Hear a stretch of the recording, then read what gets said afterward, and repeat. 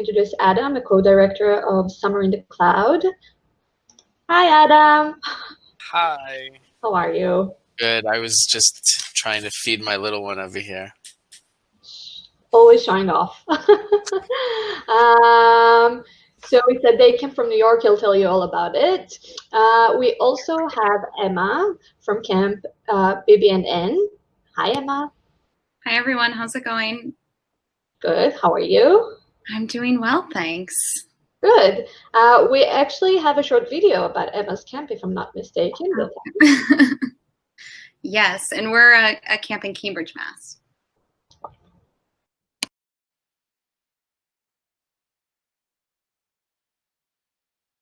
A platform called clickto.camp is helping BB&n give kids a whole new way to have some summer fun.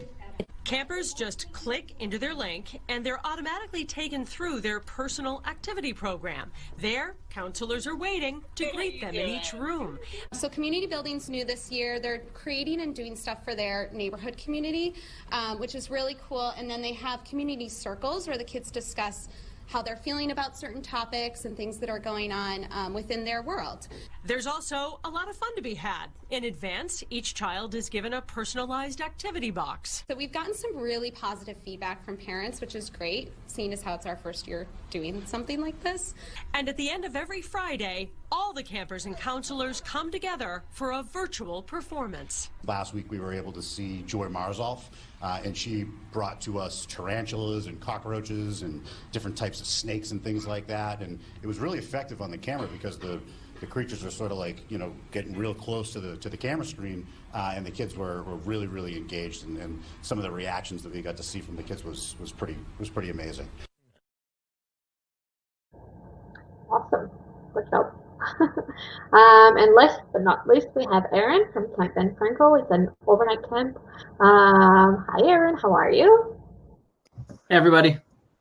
And I think Dotan, we also have a short introduction of Erin's camp.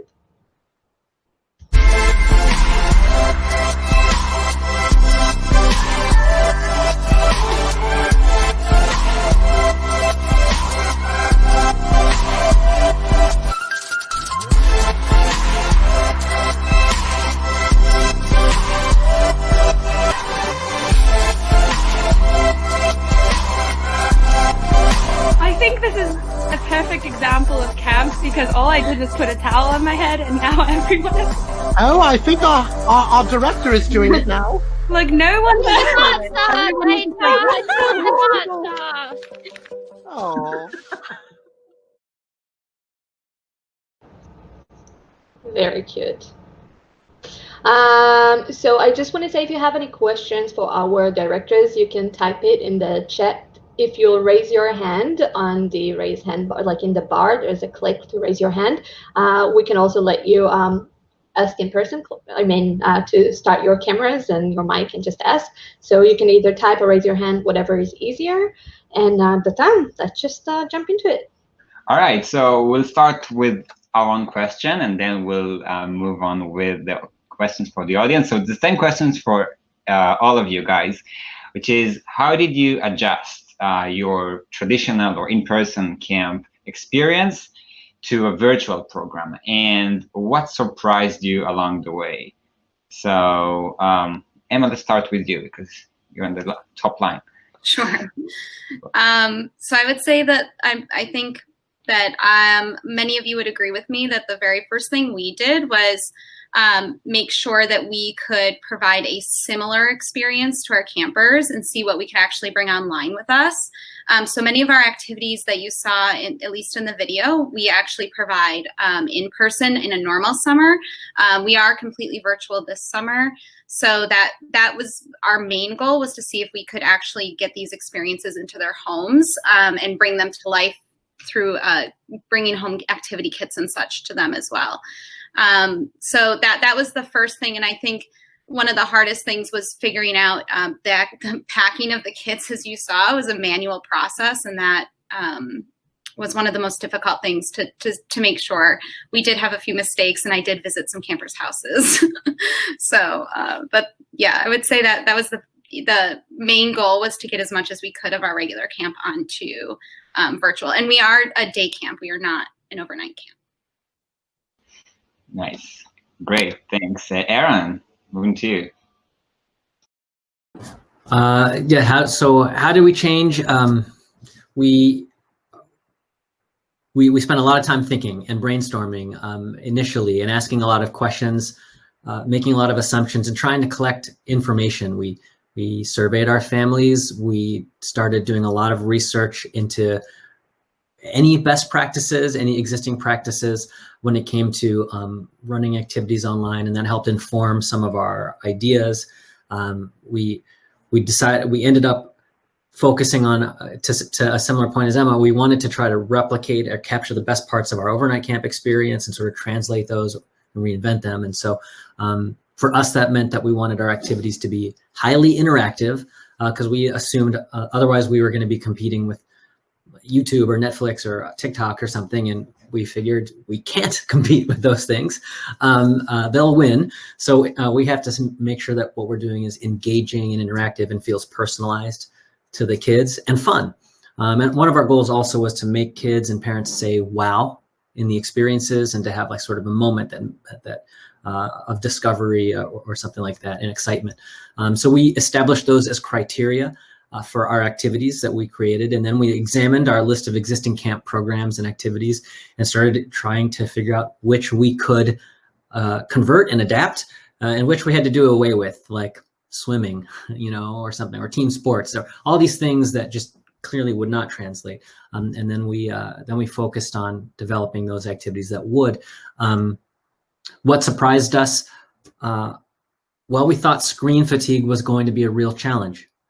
And one of the pleasant surprises was that it wasn't, as long as we made sure the activities were engaging and interactive and personalized and fun, and help kids feel like this sense of wow. And if we did those things, then we weren't competing against screen time. We were just competing for their attention against anything else that might grab it. And I think maybe another thing that surprised us was how quickly kids started feeling connected and telling us, requesting to be with their friends they had just met over the screen from week to week. So that was really cool. Awesome. Adam, you definitely brought your child to camp. I don't know if that's happening usually, but same question to you. Yeah, not usually. I also have a 4.5-year-old, and he's not into the screens so much. Yeah, for us, it was a little bit of a different transition, because Summer in the Cloud is actually representing three JCCs, 3 camps in New York City: the Y of Washington Heights, the 14th Street Y in Lower Manhattan, and the JCC Manhattan. So I'm one of 3 directors that's overseeing this program, and we all sort of had to put our competitiveness aside in the spirit of collaboration to build something really special together, because we knew that for so many of the New York area JCCs, they weren't going to be opening their camps. They weren't going to potentially even have camp staff once they closed their doors. And we built this program to be able to provide a virtual experience for the entire New York JCC area. And we were, supported by UJA Federation of New York, which was wonderful. And we kind of had to build this brand new camp, not just brand new because it's virtual, but brand new because the 3 of our camps had never worked together before. And so one of the things that we set out to do from the onset was think about 2 things. What are the gifts that each of our individual camps can give to Summer in the Cloud? And also, what are the pieces and the elements of our programs that make it feel like camp? And so for us, it's our Boker Tov, our morning rituals, the flagpoles. Those are the things that kids feel their connection to camp. And so we knew that had to be an element of the program. And we also knew that choice was really important. And so our entire program is elective based, because the reality is when you're in person at camp and you don't like the activity that you're at, you may sit out a little bit, or you may not totally engage. But when it's as easy as clicking the X at the top to get out, we didn't want that to happen. So we wanted kids to do the things that they wanted to do. I think what surprised me more than anything are the moments where it feels a lot like camp.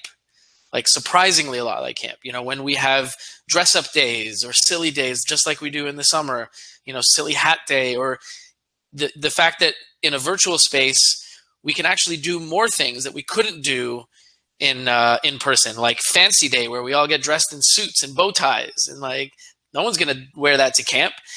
And so we've had those moments where for like a little brief time, it feels like actual camp, and it's pretty special. So we love that. You guys, so first of all, I have to say something. I think that everybody on the chat, on the audience here feels the same. All of you are really amazing. This is so entrepreneurial and so different. So congratulations for all three of you. It's really amazing. But obviously it was hard and challenging. So Roni, let's get the hard questions. Roni, you're still on mute. Oh, I'm sorry. I just want to say to our audience that we collected questions, and we're gonna mix them up between the things that you're asking. So we might get to that without you even asking.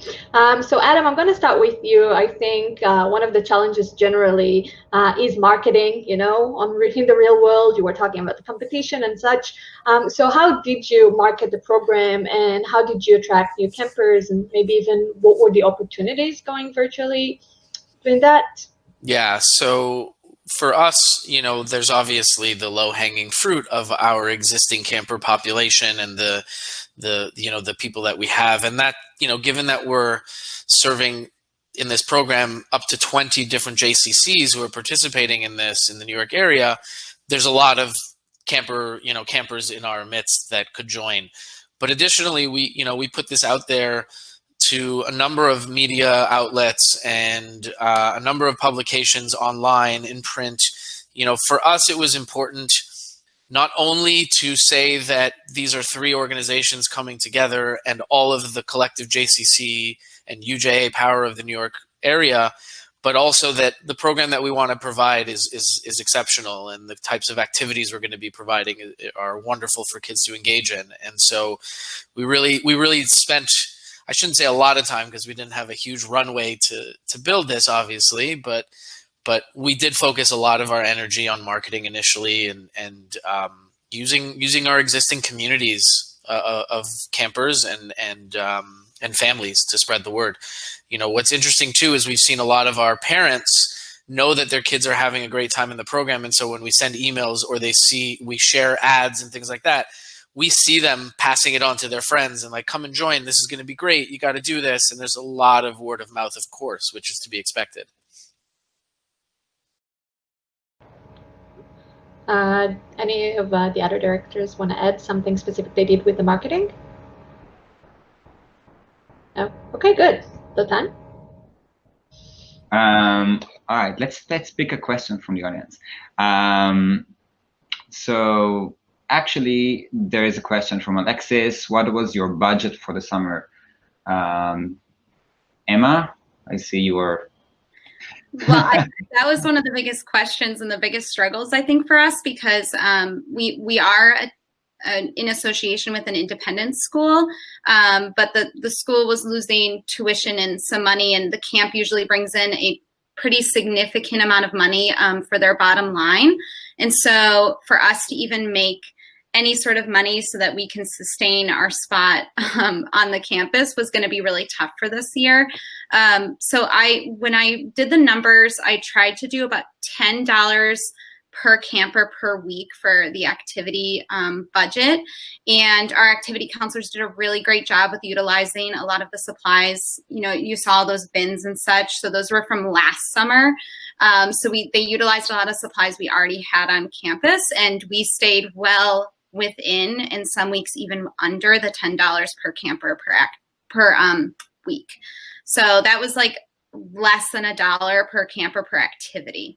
So that was really tough. And then when we first started talking about what we could charge people, so we did charge people. I think initially the conversation that I saw in the camping world was people were not going to charge participants. And then we realized if we really wanted to provide something very similar to our camp, we had to charge something.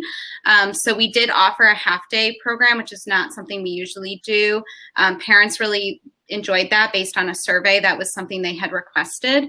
And then I would say the full day program was not as successful, but we did have some kids, and Click2Camp really helped to bring both of those worlds together so that it was easy for us to manage.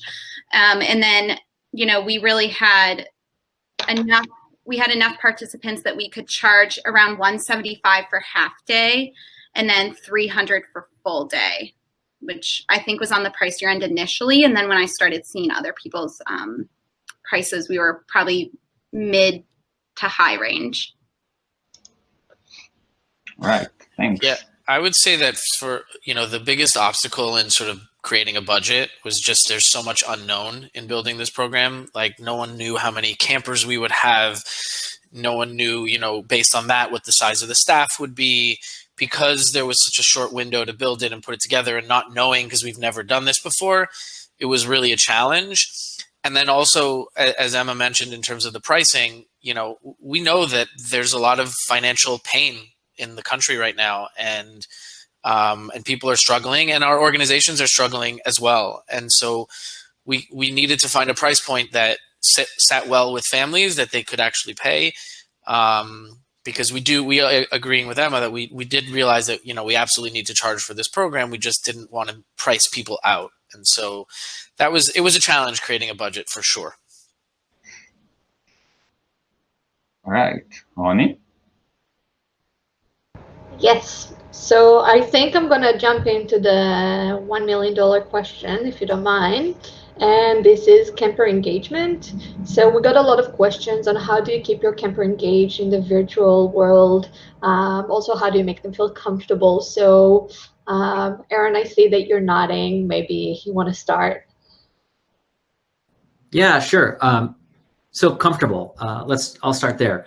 One of our biggest questions was, how do we do this? How do we help kids navigate the strangeness, you know, the discomfort, or whatever they might feel, especially for, you know, we knew we were going to have we could segment our audience or our customer base into two different groups, the returning campers and any new campers. And the return campers were going to have to sort of work through the changes, you know, sort of grieve the loss of our in-person camp experience and what's different. And so we wanted to help them navigate that. And at the same time, we needed to help the new campers feel immediately comfortable, and help these groups of campers get to know each other. So we built into our curriculum. By the way, we do this summer, we are doing Monday through Friday weekly day camp style sessions. And our schedule goes from 10 a.m. till 3:30 p.m. And in that period of time, the kids come, they get to meet each other. They start every Monday our day is focused around lots of icebreakers, lots of getting to know you activities, so that there's an opportunity for dialogue. Any of us who've spent a lot of time in these types of online meeting environments, whether it's in this platform, Unico or Zoom or whatever the rivals are, we've gotten used to the challenge of you can't have crosstalk in a really comfortable way. So we had to navigate that and make sure that we facilitated and planned and were intentional about how we enabled community to happen by focusing on icebreakers, and also creating group sizes that helped manage that, using breakout rooms for larger groups in order to create smaller groups and develop more intimacy and interaction. And then being really also intentional with the curriculum for each of our activities and electives, so that there was a plan. And part of that plan was, how is this activity engaging? What are the interactive exercises or practices or what have you that would be part of it? You know, are we asking the kids stuff, or are we just presenting or showing stuff? You know, we try to do much less of the demonstrating, much less of the talking at the kids, and focus on activities and inserting opportunities for them to respond, to say something, to vote in a poll, to share something that they had created or that they had at their house, so that there was always engagement and interaction and dialogue. Great. By the way, if it wasn't clear, this is from your camp. This is part of your daily schedule, just so people could visualize it better. So Adam, maybe you want to add on how to get the campers, in front of cameras, and someone asked really how to get them active and, communicative. So if you want to add on that, maybe. Yeah, if I can add, Adam, some of the questions have some of the people want to know very specific things, like do you have a specific game that really worked well, or a specific activity that translated well to virtual? So if you can also give us some great examples. Yeah. So, I mean, in our program is elective based, right? So the different ages have multiple options to choose from. As you can see, there's movement classes, there's painting and art classes, a gardening class. One of the things that we've encouraged all of our educators to do is to provide like assignments for kids. So for example, we're running a photography elective, and this week it's actually photojournalism, and they're documenting like life in quarantine and in these times. And we're trying to take the outside and bring it in through our program, and allowing kids to, when they go out, when they're at the park or when they're going out on walks with their families, to be able to have little assignments, things they should look for. Our garden at home elective this week, they're doing a lot of bird watching and making bird feeders. And so it's not all on the screen. There's there's activities that are engaging them beyond just the screen, which is wonderful. And the truth is, we definitely have kids who don't always feel comfortable turning on their cameras or turning on their microphones. And that's okay. And we continue to work with them, and they share in moments when they feel comfortable sharing. And just in the same way, in an in-person camp, you may have campers who are a little more introverted and aren't going to be the first one to raise their hand or to jump to the front of the line. And, we work with those kids in the same way, and we find that level of comfort for them. But very specifically to the active nature, we have always, in all of our elective options, there's something very active, there's something more artsy, there's something that's a little more, thought-provoking, and like a coding class or a graphic design class. So we try to have as much variety as possible, so there's something for every kid to choose from each week that they're at camp. Can I add something? So I just want to give a quick overview. So when we also, similar to Adam and Aaron, we set up elective type things for our kids before the elective feature was available. But you'll see that ours are meeting rooms, and the kids come in and they have two choices. And I just wanted to mention, because I think it's important, that the two choices were always very similar in terms of monetary needs. So usually we offered an arts and crafts and a hands-on fun, and both of those activities require some sort of material-based item. And then, the next class would be Zumba and drama. And those required no materials whatsoever. So that helped our budget situation as well. I also found it really important and helpful for kids to engage. We have pre-K to 5th grade all in the same group. So they that entire age group gets to pick one of those two options that we offer. And then the older kids have specialty activities that they can go into, like Minecraft and chess and things like that are a little bit more geared towards their age group. And the younger kids and older kids really worked very well together to help engage one another. The older kids were a little bit more confident in turning their cameras on, which then in turn made the younger kids feel more confident. And so that was really helpful and important in terms of engagement. I would also say that most, if not all, of our counselors are teachers, which is extremely important when going online. They had experience. They had gone through the rough patch of trying to get kids engaged and what that might look like. And I have a couple of teachers on our management staff as well. So we do things similarly to a classroom, where we do like a mood check-in when everybody comes in, and they're like silly pictures, grumpy pictures, things like that. And kids can say the number, they can put it in the chat, and that really opens up a lot of discussion and really gets them engaged right off the bat in any one of those activities. And that was really important, so that the structure is the same. Every time they go into an activity, they can expect something like that, and that made them feel more comfortable every time they entered. And, back pocket games are just as useful in this setting as they are in person. If you see that the activity, ends a little bit early, and our teachers are really good at they have that Simon Says, I Spy, they've got those games that they can do with the campers. So having those back pocket games for your staff has been really helpful as well. So I'll take it. If you already spoke about staff a little bit, there was a question here about training and stuff. I'll find the question, but maybe Aaron, maybe you can speak a little bit about training and how did you manage, or how you still manage the staff? The question also asked about guidelines for staff and how do you attract the right type of counselors when it's virtual until Dotan finds it. I just remember it was there. Go ahead. Yeah, this has been a very strange summer for us. And so I think what we've done is not necessarily what we would do. What we did when it came to counselor recruitment and hiring this year was more just a circumstance of the timing and the uncertainty as it sort of played out in April and May for us. But so we got lucky and worked with our partners at the Foundation for Jewish Camp and our friends, and they connected us with an agency. So we actually, half of our staff, or just slightly more than half our staff, live outside of the United States. They live in Canada, in England, in South Africa, in Israel.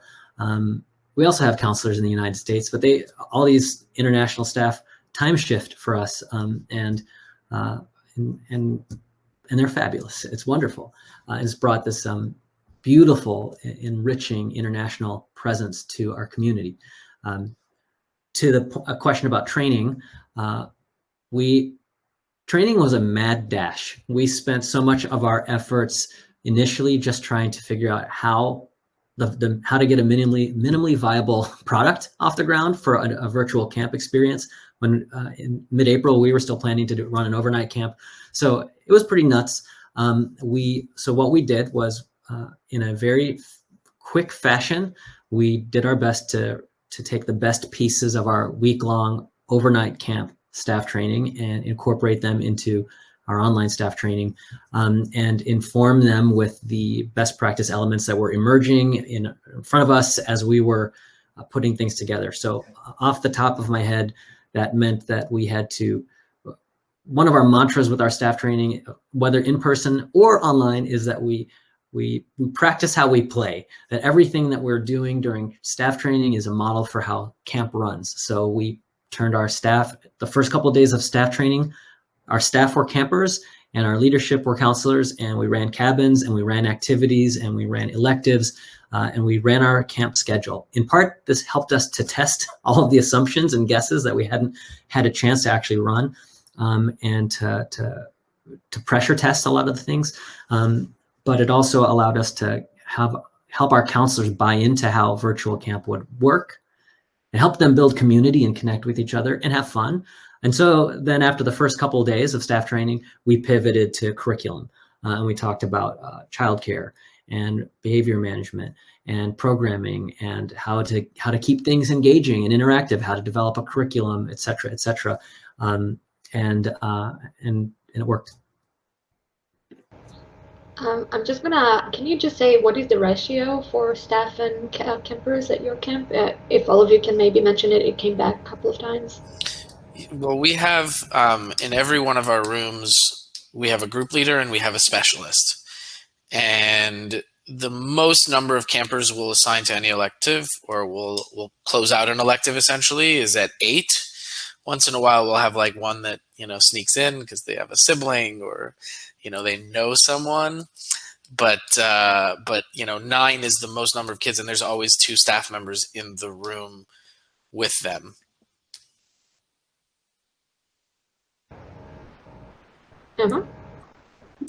So we've had all the way up to 20 kids in a class, which is the highest number we've had. And we always have 2 staff members in the room as well.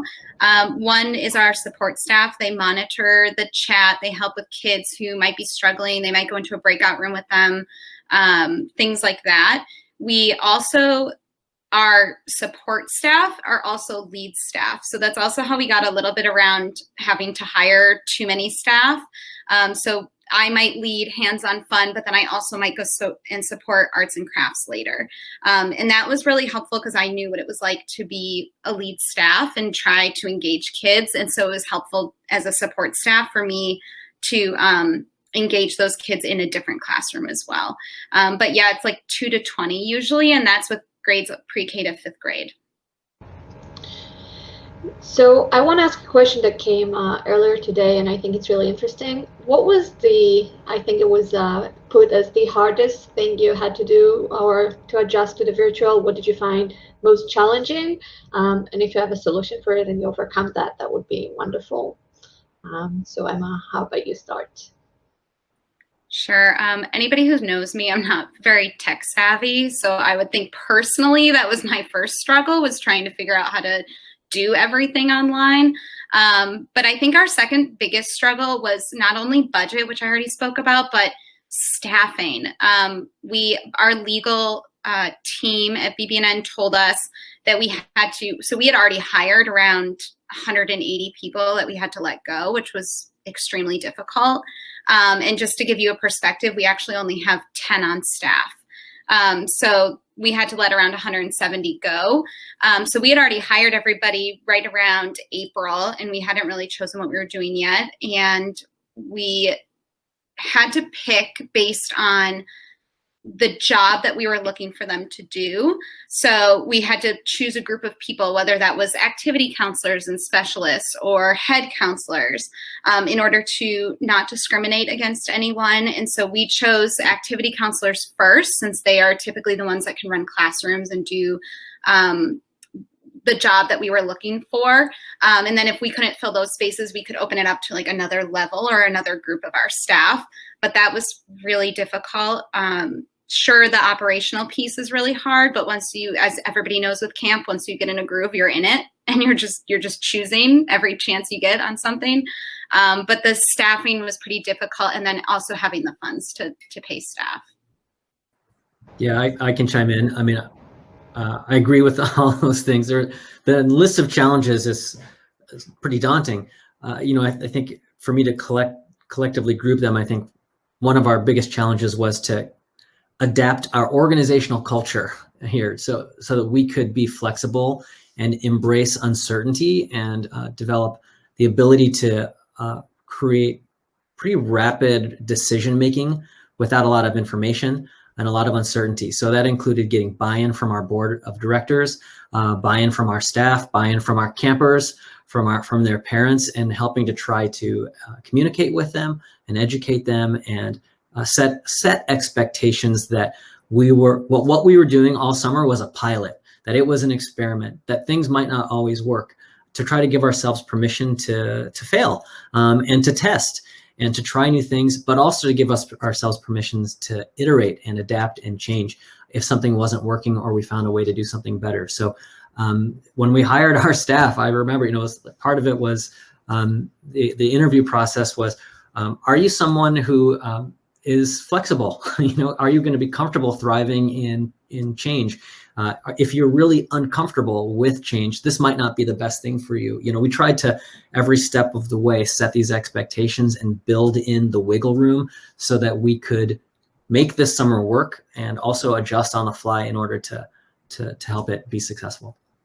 And I'd also add to Erin's point that also setting the tone for parents that this is not going to be an easy process, and we're here, we're apologizing, we're willing to shift and move and change, but those things might happen. So I have been on the phone with many parents about that, but they've all been really great after you're like, yes, I know I messed up, so sorry, I will fix that. Yeah, I think, for us, one of the biggest challenges is that, we were merging 3 very different camp cultures into one program in a very short amount of time.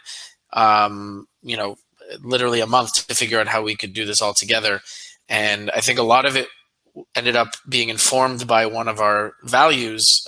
We set some core Jewish values to building this program, and one of them comes from the story of Lech Lecha. The idea of we're going on this journey, we're going to discover new things, and we're going to work together to build something special. And, we're 3 camp directors who are used to running our own camps. And all the people that we've hired are members of our leadership teams who are used to running their own sections of camp. And everyone, without any question of ego, has taken a step back, has understood what their responsibility is, have embraced and appreciated the experience that we have as part of this new community. And it's been so beautiful to watch. Thank you. All right, so we're going to have 5 more minutes and so many questions. So I'm going to ask you, let's do this quickly. Sean was asking, I run programs to participants with disabilities. Any experience with that population in virtual camp? I'd love to get an answer for that. And if each of you can also give us another great example, a quick, really good example of something that really worked well, like a game, an icebreaker, something to to take in our bag from here for our own camp. So disability question, anybody? Just go for it. Yeah, I can share. We've had, yes, the short answer is yes. We've been able to accommodate campers with special needs and disabilities. And in fact, we've been able to accommodate campers who would not have been able to attend our camp programming otherwise. And so we've had some, I think, incredibly moving stories from campers who tried camp online. We have a camper with a speech disability who was fearful to try camp in person because of her speech disorder. She was comfortable trying online camp because there's a chat bar and she can type. But after one day, so really the biggest challenge was just her own comfort level. And she's had such a great time now, she wants to come to our overnight camp. But we've had campers with all sorts of disabilities, Down syndrome, different spectrum, speech, hearing, and others. We've had a few as well. I would say that the feedback, at least that we've received from parents in that particular group of campers, is that they are just happy to be seeing their friends on a screen. And even though like sometimes they don't want to do the activity that we've sent home, but they're just happy to sit there and comment, be on screen, giggle, laugh, and not participate maybe outwardly or even in doing the activity. But again, like those little icebreakers, like, how are you feeling today? Like they all engage in those. So just having those kinds of things and options. And then we always play music in the background when we're doing activities, and they like to dance to that and stuff too. Awesome. So if you can give us just like one icebreaker game, something that everybody can try.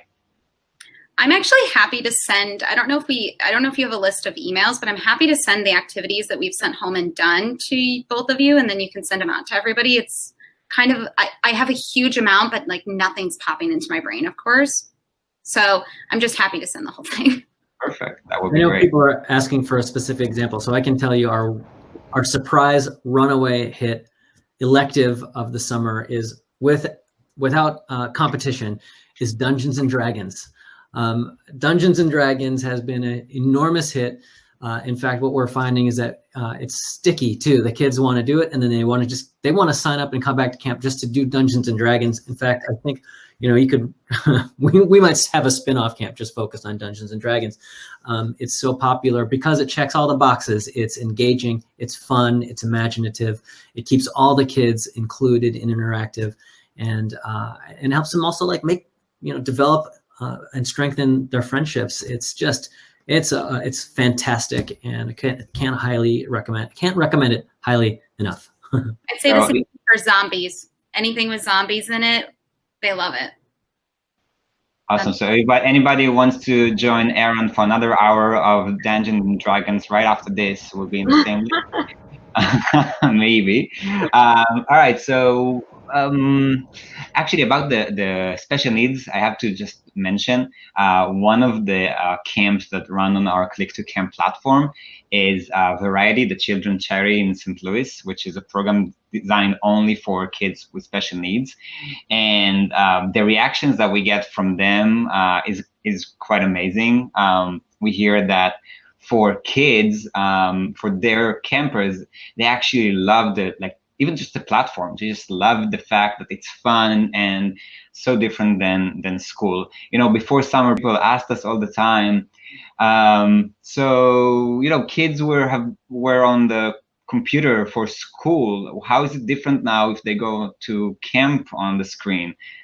And that was a weird question, but now I think we all understand that it's very, very different. Very different. It's definitely different, and I think what we've learned too is both our teachers and our campers and parents have told us that they didn't think it was going to be as enjoyable given their experiences before. But they're actually really enjoying it, and especially for our teachers who have said to us, this has given me a whole new outlook on what potentially the next school year might be like, because I've actually seen that this can be fun and we can do it right. That's a real nice byproduct of this. That's great.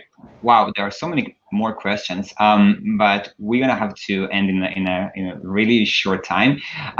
So I want to say, first of all, that one of the questions that repeated more and more is, what about the fall? How are you planning year-round programs, and are you planning any reunions or camps during the year now when kids are still at home?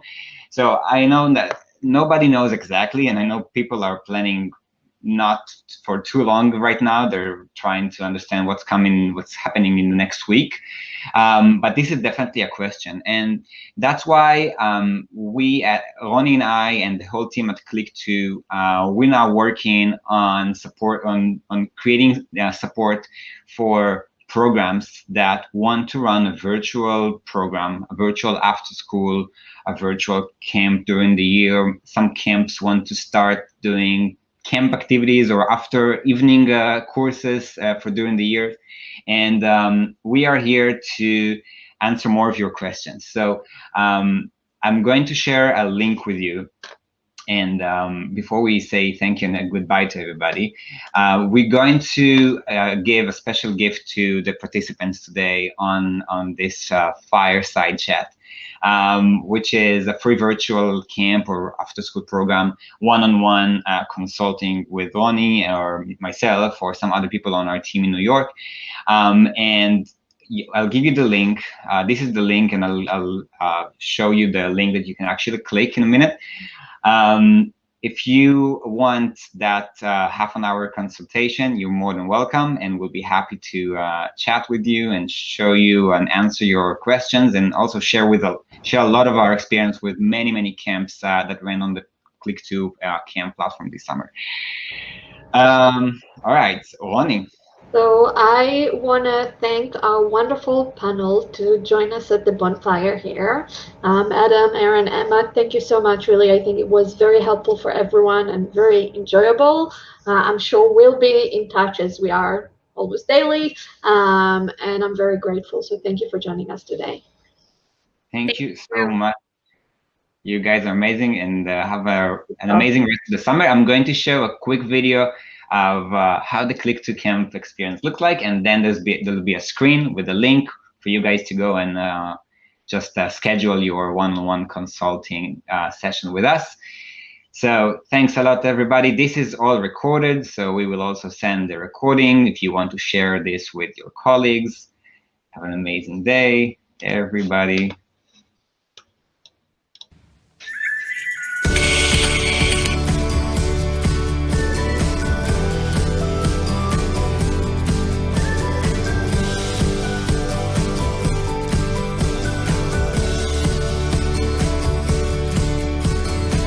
We're gonna fold it as follows.